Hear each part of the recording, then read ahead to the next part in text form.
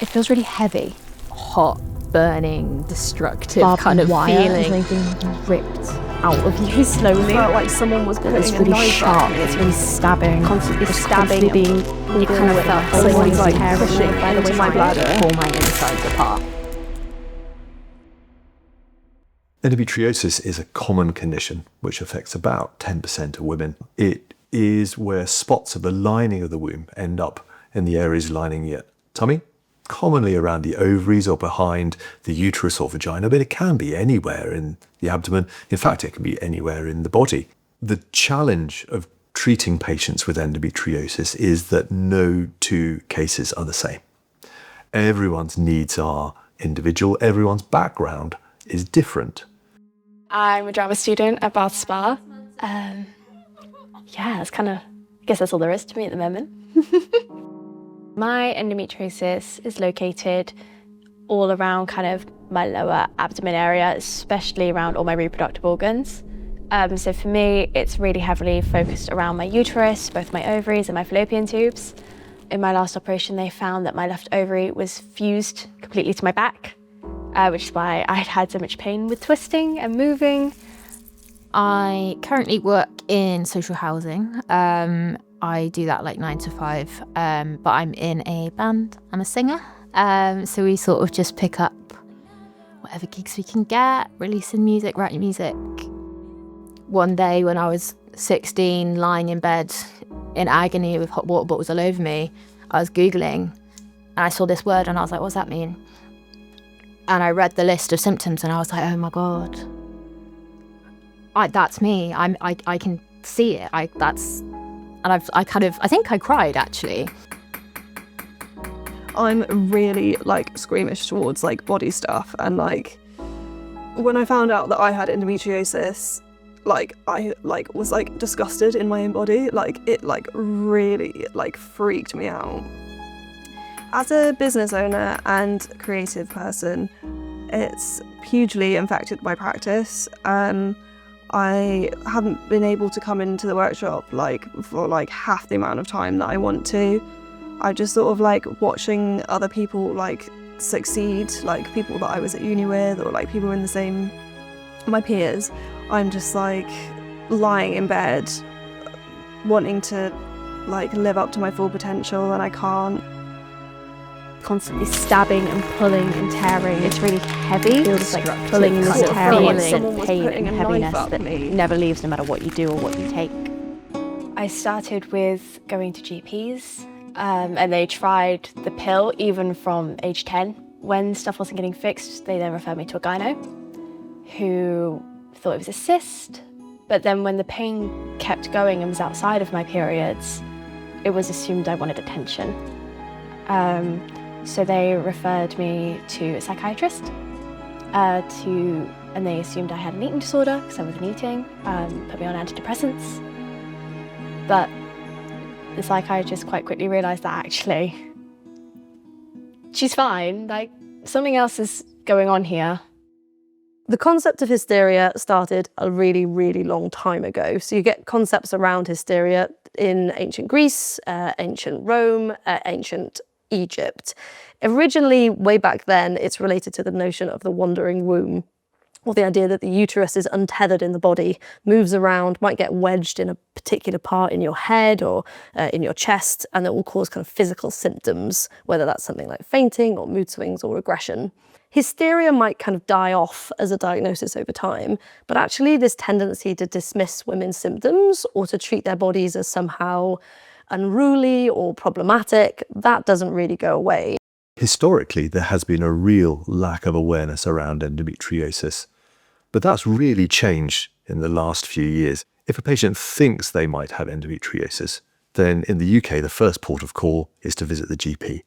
It shouldn't feel like a GP is then dismissing a patient.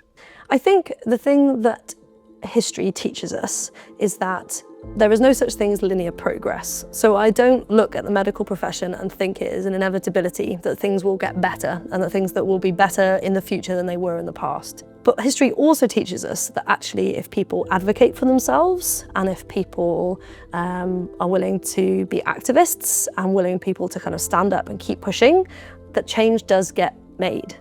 And actually I look at the kind of movement, particularly around endometriosis, but also women's health more broadly, and I am more optimistic. I am kind of buoyed or heartened by the idea that it has happened in the past, we have made change, and that we have the ability to make change in the future.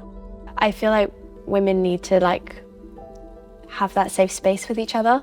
When I was struggling, when I initially got diagnosed, I was sort of talking to people who I knew who had it, who I wasn't necessarily really close with, but I was just sort of reaching out to anyone I knew who had it, because I was like, what does this mean? What is this? And I feel like if we spoke more about it, we'd start to realise that a lot of the things we assume are normal are not. When you get a group of ladies that have got a shared experience together, they're kind of an unstoppable force.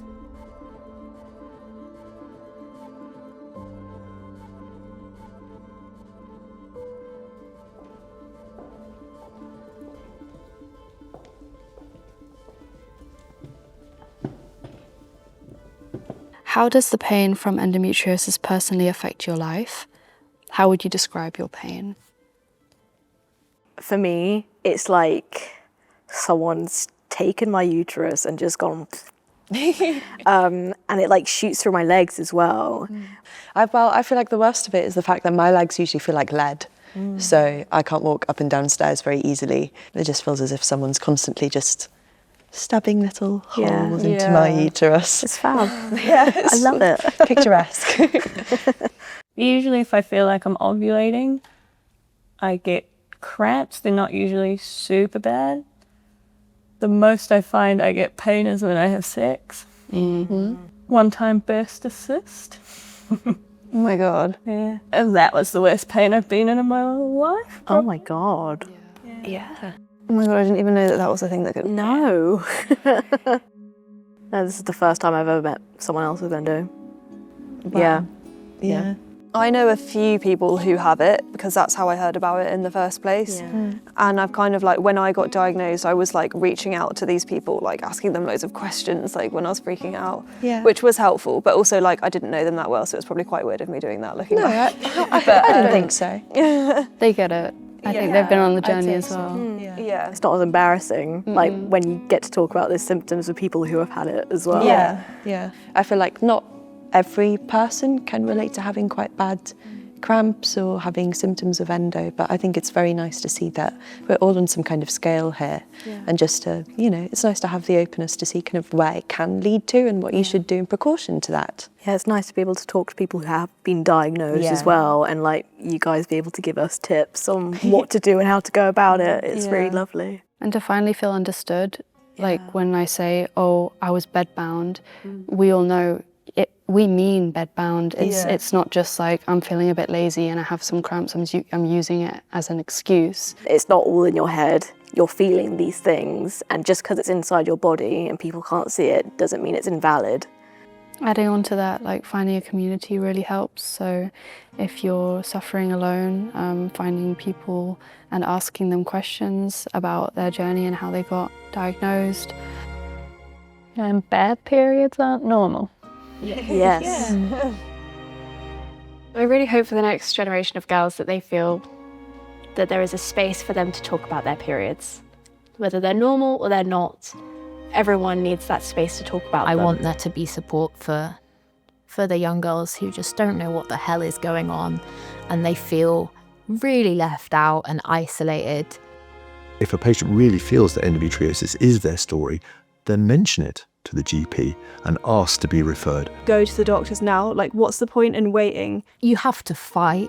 As a woman, you can be loud. You can talk so loudly, get a second opinion, get a third, get a fourth, whatever you need, because you can advocate for yourself. Nobody else is going to do it for you. It's on you. And someone will listen eventually if you're loud enough. You've just got to do it.